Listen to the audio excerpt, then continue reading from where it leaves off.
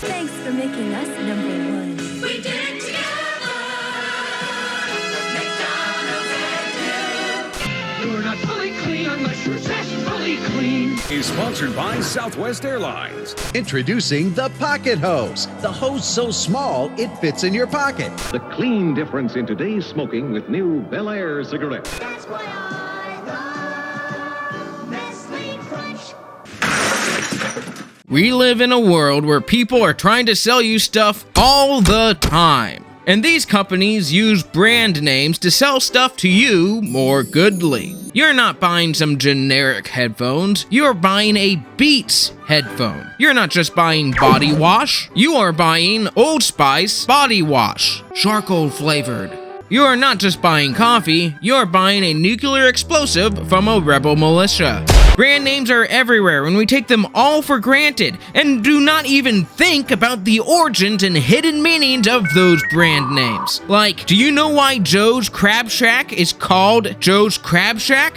Well, it was named after Joe. Joe Mama! I researched and discovered some of the most crazy origins and hidden meanings of some of the most popular brand names around the world. So let's take a look.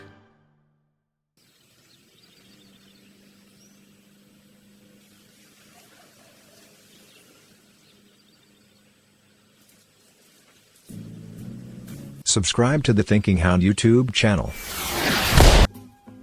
Starbucks. You may not have heard of it. It's a small coffee shop chain that started in 1971 in Seattle, Washington. Originally, the founders of Starbucks were going to name the coffee shop Cargo House, but then they realized that, hey, we're a coffee shop, not a retail store. The word Starbucks is actually a name of a character from the classic book Moby Dick. And no, the lady on the Starbucks logo is not named Starbucks. She is a siren.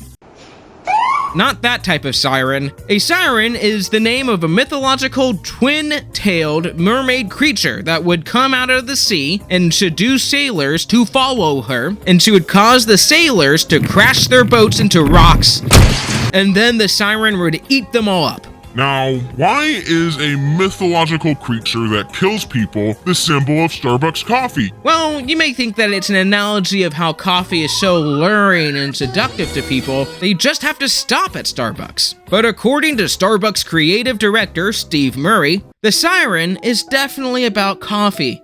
But it's about a lot more than coffee. It's about being good to people, being good to the world. Yeah, a mermaid giant that tricks sailors to their death and eats their flesh is definitely about being good to people.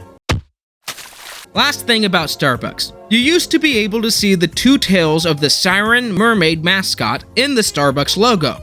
But because of how unsettling that is, they zoomed in and decided that maybe you only need to see her face. Probably a good decision. And don't even get me started on Starbucks' first logo. I would be running in the opposite direction. There's a lot of brand names that are acronyms, like AT&T or NBC.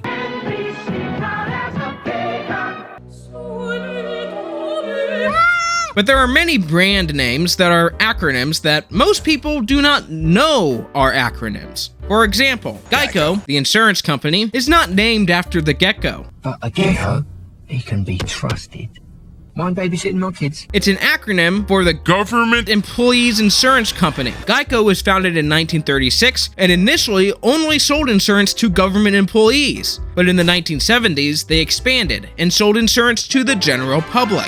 GEICO did almost go out of business in the 1970s, just like the US government, but was able to pull through, which is lucky for us. Who would want to live in a world where there is no small anthropomorphic green lizard who told us how much we can save on car insurance? Who else is going to tell us that? Limu Emu? I don't think so.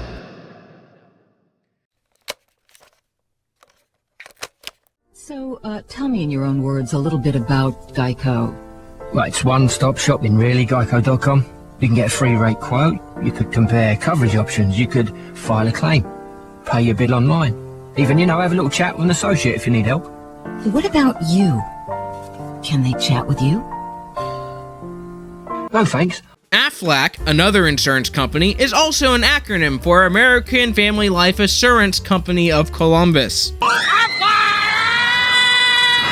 Notice how they are not just an insurance company, but also an assurance company, because I need my emotional support from a waterfowl.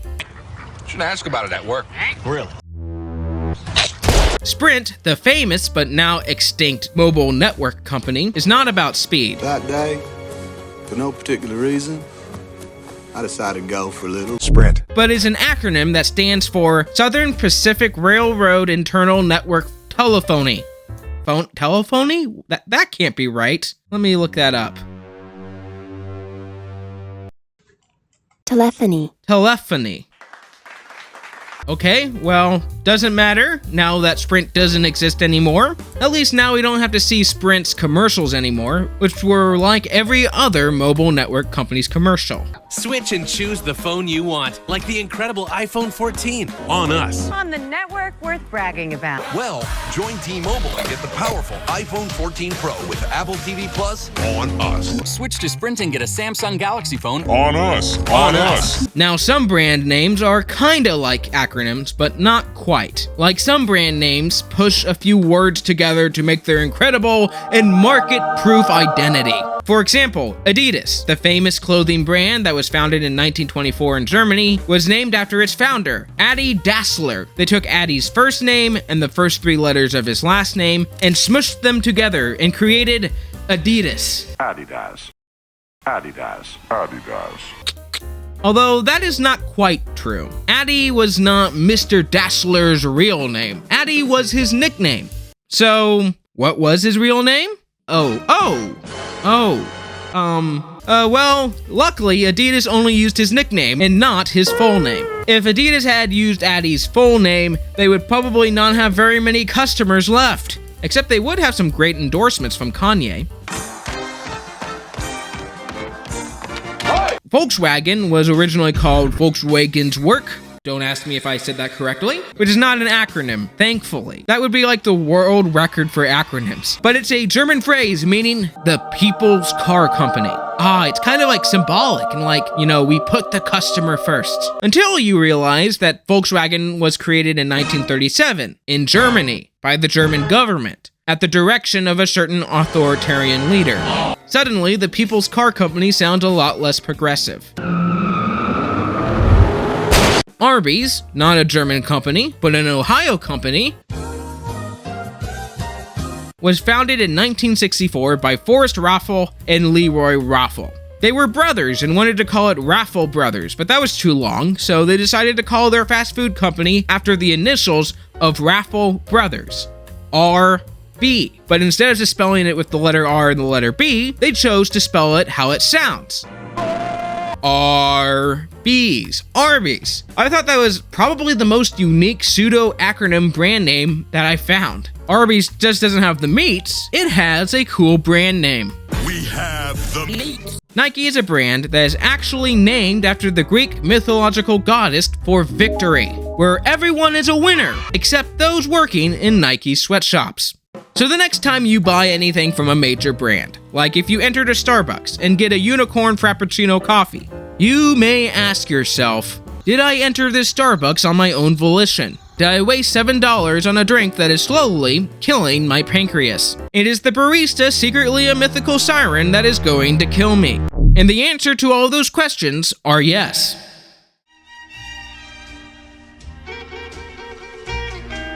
Just kiss me once and kiss me twice and kiss me once again. It's been a long, long time.